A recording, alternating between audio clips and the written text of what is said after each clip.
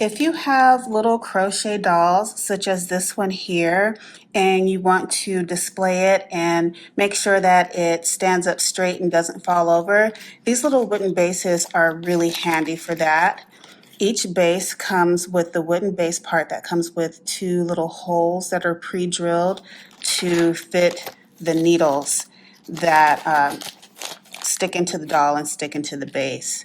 And so all you have to do is place the dull side of the needles into the base, and the sharper points will be sticking up. Center your crochet doll and push it through, and it sticks straight up. You can display it on multiple surfaces and not have to worry about your crochet doll tipping over.